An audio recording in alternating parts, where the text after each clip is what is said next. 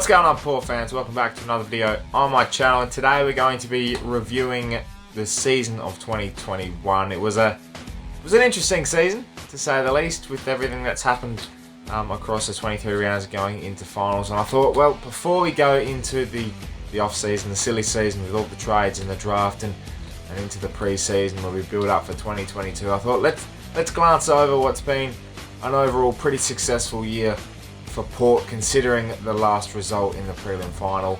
And kudos to Melbourne as well for winning the flag. An unbelievable performance by them. But it's a what could have been for Port if we actually got off the bus in that prelim final and turned up and played a good game of footy. But regardless, the whole off-season 2021 was a lot more than that prelim, which unfortunately we succumbed to. But let's go through the season, let's review it and see what the positives and negatives were, some of the highlights, and what can be done for 2022.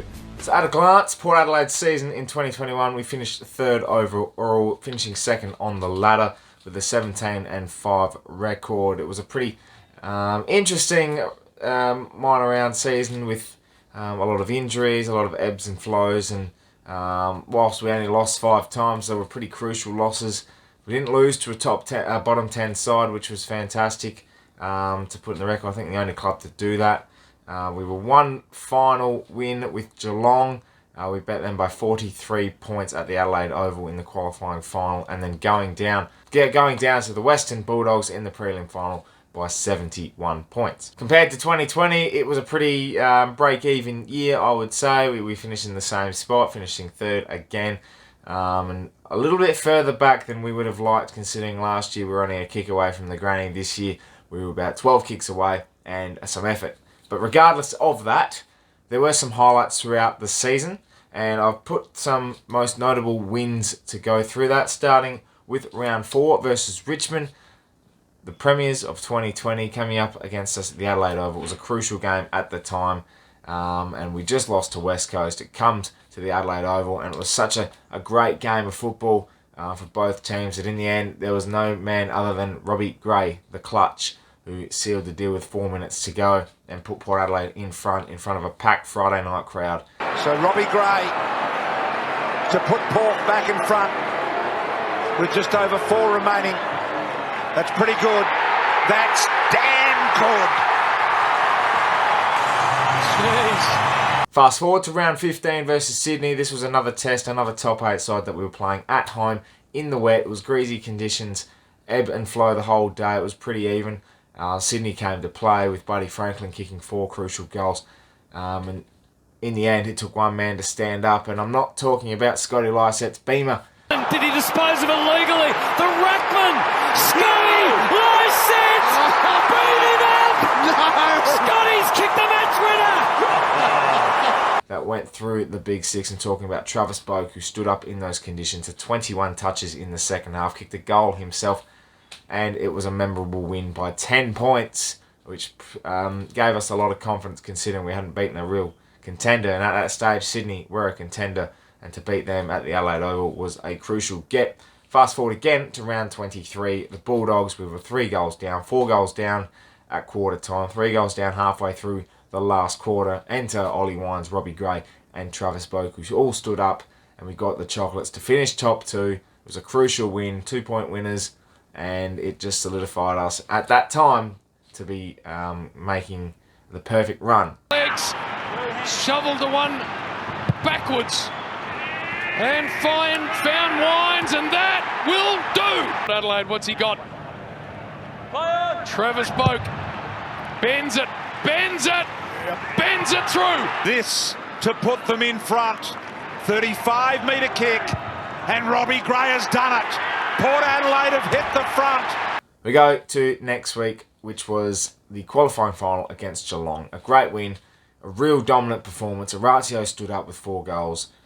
Influential across the ground was Ollie, Weinz, Travis Boak. They were fantastic. Ollie was sensational again, and his season has been incredible. And that qualifying final solidified his spot and really made a name for what already was an All-Australian name, but it really gave it that punch that suggested that he deserved that position. High footy, and here is the man at the moment.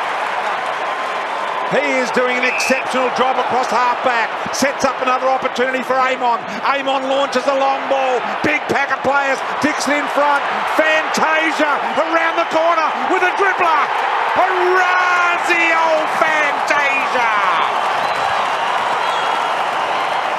So they were the memorable wins of the year. Now we go into the positives of the season. I've written a few down because they have been a lot, considering the adversity we've gone throughout the year. And the positives were, number one, Ollie Weinz, Brownlow medalist. Our first ever Brownlow medalist. Was a terrific season he had to finish ahead of Bont, Clayton Oliver, Sam Walsh, and a couple of others that were there as well. It was a really tight Brownlow, one that we really thought, I never really thought Ollie would win it. I knew he was a favourite, knew he was a very good chance, but I didn't think he'd win it because we don't win those things, and we did. An individual performance. So well done to Ollie Weinz. I really thought the rise of our young guns really showed, that we've got a bright future still. And that was the rise of Bergman. He was sensational. Georgiadis was magnificent. Both these blokes getting nominations this year. And then you look at young Lockie Jones, who comes into the system as well from the draft. He was just meant to play AFL football, and unfortunately injuries rattled his year. But he's going to be a massive key part for next year as well. So to see the rise of these blokes while also having great seasons from our experienced blokes with Boak and Weinz and Jonas and Dixon and a couple of others around the ground. It was really great to see the shining of them. That's also counterparting with Ollie, the recruit of the year. Absolutely sensational season. What a great pickup he was. An All-Australian along with Ollie Weinz this season. And it was just magnificent to see him perform and shine in our backline, which he finally got more recognition. And he's really showcasing his talent at the moment. He's owning that backline. It's really great to see that he can play with that freedom and enjoy his footy. And he's always got a smile on his face. So that was great to see. Same as well with Carl Aimon. I thought his season was fantastic. Magnificent across the year. Really consistent. And he really set us up across that wing and through half forward. And he was able to go in the midfield as well. So a real slick mover. And hopefully he can better it next year. And also, I think to sum it up, as a main positive is the adversity, the resilience and the fighting spirit that we showed throughout the season. Unfortunately, as I keep mentioning, in the prelim final, we did not show any of that. But for the majority of the season, it was there. It was great to see. We didn't beat many top four sides throughout the season, and I'll get to that in a minute. But it was just that character building that we showed. And unfortunately, as I keep saying, the prelim was an anomaly. But I'm not going to shy away from the fact that majority of the season was showing those characteristics, and it was really, it's a really good positive spin to put on it, considering the end result. Now we go into the negatives. Now a lot of people are dwelling on these negatives, and that is absolutely fine. And I continue to dwell on them because I really feel like they need to be mentioned. Number one would be obviously not beating enough top four sides, and it showcased in the finals. We did beat Geelong, which was great, but also they were pumped throughout the final series. That's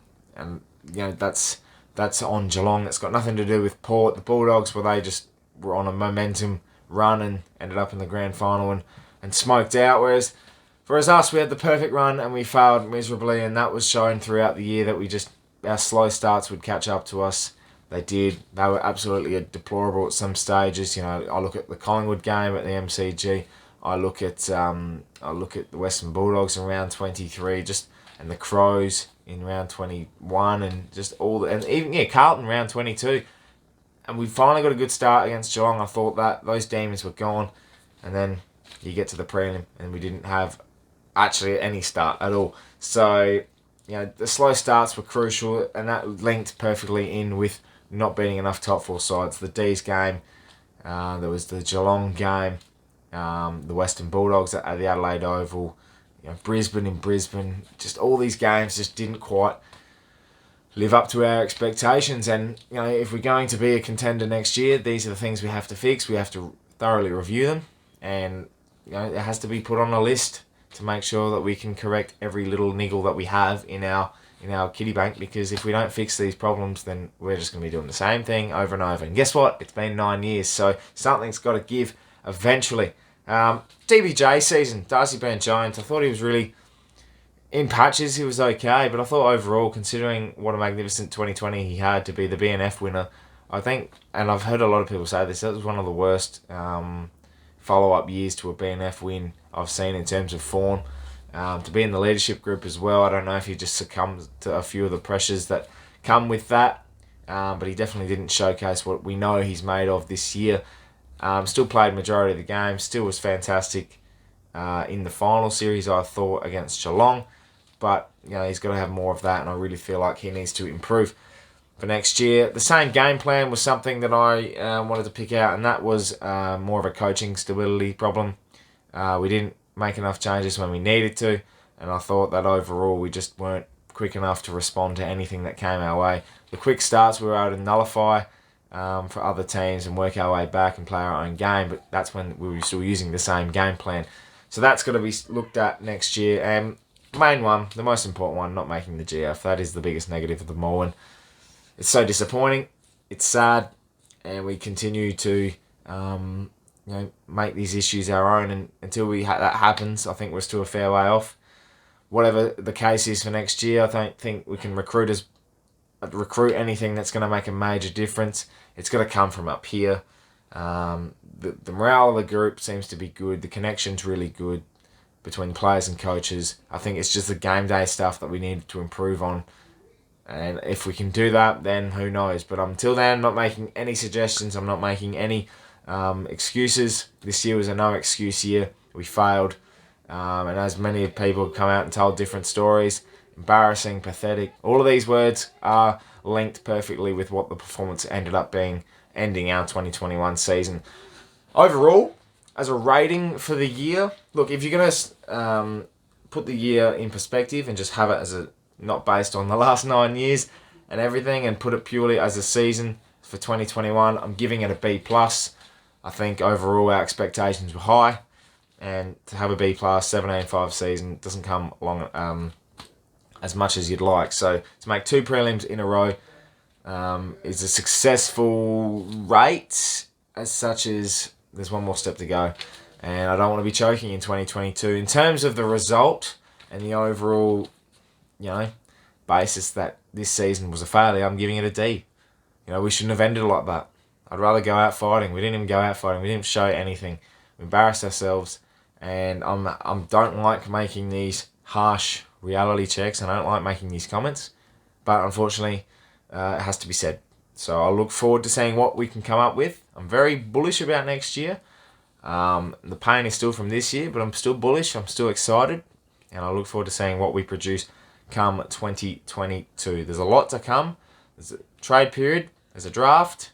There's a lot of things that have got to be done to put a positive spin for 2022. We've had Robbie Gray, Riley Bonner, and Martin Frederick sign, so that is great news as well. And hopefully it's not Robbie's last year, but if it is, we end up going out with a cup. Because to finish on a note, this is the finishing note of the season review, and that's it. I'm putting it in the bin after this. 2021's done for myself on any comments that I will make. We put ourselves in a position where we could win. We could take out the year. We've got players like Robbie Gray, Travis Boak, Ollie Weinz putting their heart and soul, and you feel for them most because they're not getting as many opportunities now because they're coming to the end of their careers. Ollie Weinz obviously not, but Travis Boak, Robbie Gray, even Charlie Dixon, how much more can they give to put us in a position where we can win? And that's the biggest question mark. And I really feel like overall, we all believed in our hype. The supporters, the club, the players, the staff, everyone. We all believed in the hype before we put out a performance. We all expected it, but we didn't work it. We didn't make it happen. We believed in our hype. And that's why I think supporters in particular are so disappointed, because we believed ourselves. We finally believed that this might be actually the year. Like last year, we were nervous. We were thinking, yeah, can it be? Whereas this year, we're like, yes, it's going to happen. And unfortunately, it didn't happen. So thank you so much for watching this season review of 2021. Please leave a comment below of your overall thoughts of 2021. Give me a grade and let me know what you really feel needs to happen. We're all open, we're all fair, we're all family, we're all supporters, so we have to make the right comments, the right calls, and really just share our opinions, because it's an open game. We're all happy to vent and get these things out. So Let me know positives, negatives of the season 2021. Make sure you subscribe to the channel as well. There's plenty more Port Adelaide and AFL content coming your way this off-season. Going to be mega, so hopefully you enjoy the content. My name is Anthony, and as always, can't pair.